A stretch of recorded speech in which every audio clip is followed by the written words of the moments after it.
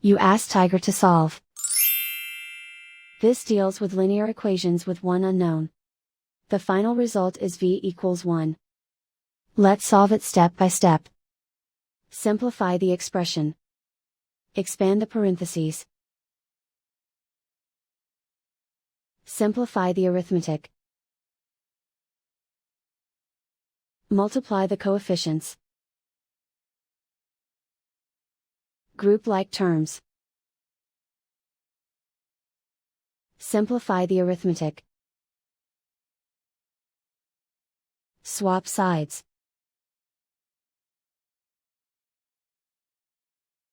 Group all constants on the right side of the equation. Add 27 to both sides. Simplify the arithmetic.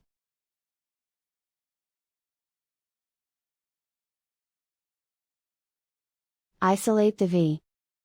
Divide both sides by -30. Cancel out the negatives. Simplify the fraction. Cancel out the negatives. Simplify the fraction.